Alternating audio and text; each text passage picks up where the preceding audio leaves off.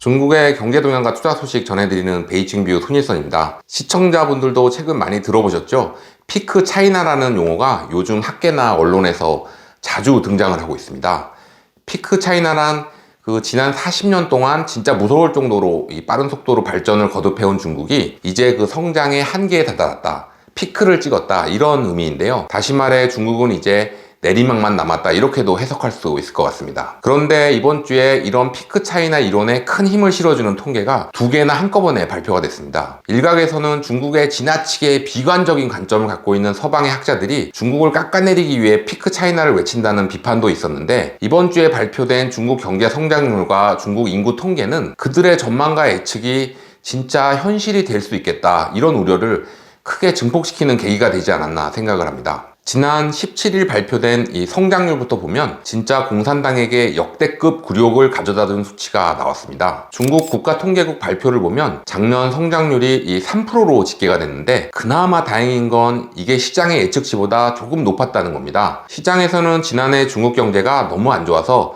성장률이 2%대로 주저앉을 것이라고 예측을 했었는데, 그래도 3%의 턱걸이를 한 것입니다. 그런데 기억하시는 분들 계시겠지만 지난해 3월 중국 정부가 2022년에 5.5% 성장률을 달성하겠다고 목표치를 제시를 했습니다. 그런데 이번에 발표된 실제 성장률이 목표치의 거의 반토막 수준인 3%에 그친 겁니다. 어떤 분들은 성장률 전망이야 하다 보면 종종 틀리기도 하는 거 아니냐고 이야기하실 수도 있을 텐데요. 이 중국 공산당으로 주어를 바꿔보면 좀 얘기가 다릅니다. 중국이 공개적으로 연초에 목표 성장률을 발표하기 시작한 게 1994년부터인데요. 이후 지난 30여 년간 중국이 내가 이만큼 성장할게 하고 말한 수치를 지키지 못한 건 딱 두 번밖에 없었습니다. 1998년하고 2014년인데요. 그것도 엄밀하게 말하면 완전히 목표치 달성에 실패했다고 말하기는 좀 어렵습니다. 1998년에는 외환위기라는 엄청난 폭풍이 몰아쳤지만 7.8% 성장을 달성하면서 목표치에 약간 미달을 했습니다. 목표치는 8%였는데 0.2%포인트 미달한 겁니다. 부채 위기가 불거졌던 2014년에는 7.5% 내외를 목표치로 제시했는데 실제 성장률은 7.4%였습니다. 어차피 중국이 이 내외, 안팎이라는 용어를 사용했으니 0.1 차이는 사실 달성한 거나 마찬가지란 이야기도 나왔습니다. 그러니까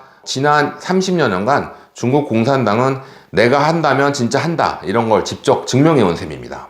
그런데 2022년은 진짜 공산당한테 망신살이 뻗쳤습니다. 5.5% 내외에 성장하겠다고 큰 소리를 딱 쳐놨는데 실제 뚜껑을 열어보니 3%에 그친 겁니다. 목표치와 이 실제 성장률 격차가 2.5%포인트나 납니다.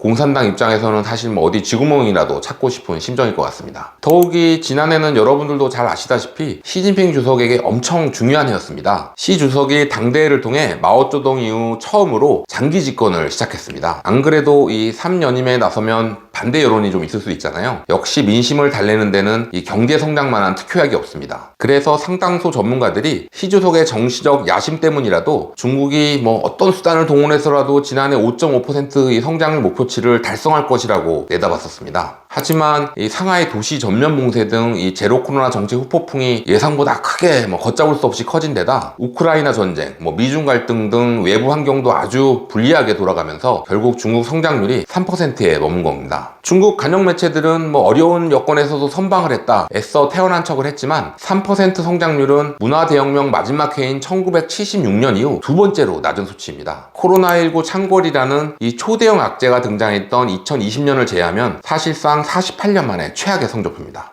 근데 이날 발표된 이 우울한 경제 성적표보다 개인적으로 더 중국에 뼈아픈 건 아마 인구 감소 통계가 아닐까 싶습니다. 이 성장률이 발표된 같은 날 인구 통계도 발표가 됐는데 지난해 말 기준 중국 인구가 14억 1175만 명으로 1년 전보다 85만 명이 줄었다고 발표를 했습니다. 마오쩌둥의 대약진 운동으로 대기근이 강타한 1961년 이후 61년 만에 인구 감소였습니다. 특히 이건 반등의 가능성도 거의 없습니다. 성장률의 경우 중국은 올해 위드 코로나가 안착이 되면서 경제가 다시 반등을 할 것이라고 주장을 하고 있습니다. 그런데 그 어떤 중국 관료나 그 어떤 관영 매체도 인구 감소세가 멈출 것이라고 주장은 하지 않고 있습니다. 모두들 이제 중국 인구는 계속 줄어들 수밖에 없다고 인정을 하고 있는 것입니다. 인구가 늘려면 일단 출산이 증가해야 하는데 지난해 인구 1000명당 출생률은 6.77명으로 신중국 건국 이후 가장 낮은 수치를 기록했습니다. 인구 급감에 놀란 정부가 2021년 그 세자녀까지 허용을 하고 각종 출산 장려 정책을 내놨지만 이 가파르게 하락하는 출산율을 막기에는 역부족이었습니다. 오늘이 가장 출산율이 높은 날이다, 이런 말이 나올 정도입니다. 이 추세라면 올해 안에 그 인도가 중국을 제치고 세계 최대 인구 대국으로 올라설 것으로 보입니다. 다들 잘 아시다시피 중국에게 인구가 갖는 의미는 좀 특별했습니다. 중국 고성장을 이끈 노동 집약적 산업은 세계 최대 규모의 값싼 노동력이 있었기에 가능했습니다. 중국에게 인구 찬스, 인구 보너스라는 말이 따라붙었던 이유입니다. 하지만 이제부터는 인구가 오히려 중국 경제에 발목을 잡게 될 것이라는 관측이 지배적입니다. 저출산 고령화로 인해 인구 찬스가 사라지면서 이 세계의 공장 지위가 흔들리게 되고 장기적으로 부동산 시장과 연금제도의 붕괴로 이어질 수 있다는 경고가 나오고 있습니다. 3%대 저성장 시대, 인구 감소의 시대가 현실화되면서 결국 중국이 이제 정점에 다다랐다는 피크 차이라론이 더 힘을 받게 됐습니다. 피크 차이나를 주장하는 사람들의 핵심 근거가 인구 문제, 부채 문제 등 이 고질적인 중국 내부 문제가 미국의 중국 견제 등과 맞물리면서 결국 중국의 고성장 시대가 사실상 끝났다는 내용이기 때문입니다. 이런 연장선에서 이 피크 차이나론은 중국의 미국 역전론에도 의문을 제기하고 있습니다. 과거 많은 전문가들이 이 멀지 않은 미래에 중국 경제 규모가 이 미국을 초월할 것이라고 전망을 내놨는데요. 각 전망들마다 이 역전 시기가 조금씩 다르기는 했는데 2030년 전후를 예측한 보고서들이 많았습니다. 하지만 피크 차이라론이 힘을 얻으면서 중국의 미국 역전은 아주 먼 미래가 되거나 혹은 아예 현실화될 가능성이 없다는 목소리들이 쏟아져 나오고 있습니다. 일본 최대 경제연구소 중 하나인 일본 경제연구센터는 매년 연말 그 경제 전망 보고서를 내놓고 있는데 2020년에 낸 보고서에선 중국 경제 규모가 2029년에 미국을 앞지를 거라고 했고요. 2021년 보고서에서는 역전 시기를 4년 늦춰서 2033년이라고 했습니다. 그런데 작년 말에 내놓은 리포트에서는 갑자기 말을 확 바꿔서요, 중국이 미국 경제 규모를 절대 앞지르지 못할 것이라고 했습니다. 글로벌 투자사인 록펠러 인터내셔널의 샤르마 회장도 비슷한 견해를 내놨습니다. 샤르마 회장은 영국 파이낸셜 타임즈에 기고한 칼럼에서 중국 경제는 2060년까지 미국을 절대로 따라잡을 수 없다, 이렇게 주장을 했습니다.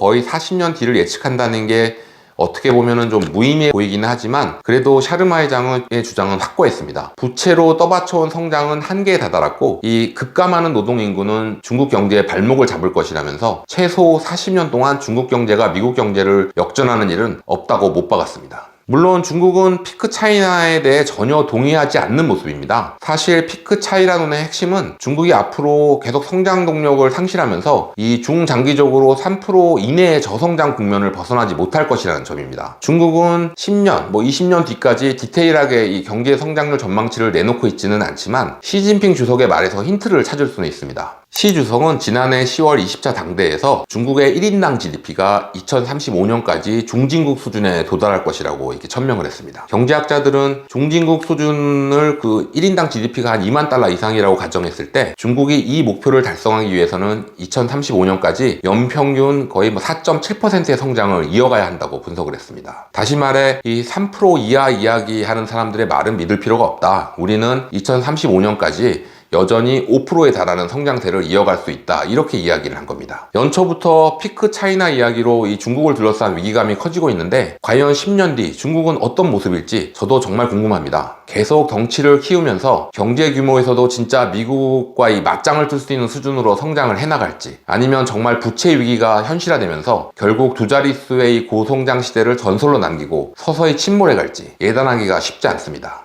하지만 제가 오늘 확실하게 말씀드릴 수 있는 건 올해 들어 제가 거주하고 있는 베이징은 점차 그 위드 코로나 쇼크에서 벗어나 활력을 되찾고 있다는 점입니다. 베이징 시민들 이 80% 이상이 이미 코로나에 걸렸다가 회복이 되면서 다시 도시가 정상화되고 있는 겁니다. 코로나 시절 이 한적했던 도심 도로에 차들이 미어 터지고, 그래서 이 과거 택시로 20분이면 왔다 갔다 했던 거리가 지금 거의 1시간 가까이 소요가 되고 있습니다. 스테이크 찌까 같은 고급 식당도 예약을 안 하면 밥을 먹기가 힘들고, 유명 쇼핑몰들도 이 보복 소비에 나선 소비자들로 인해서 인산인해를 이루고 있습니다. 혹시 올해 상반기 소비를 중심으로 중국 경제가 반등할 수 있겠냐고 묻는다면 저는 일단 긍정적인 쪽으로 베팅을 해볼까 합니다. 오늘도 베이징 뷰 시청해주신 여러분 감사합니다.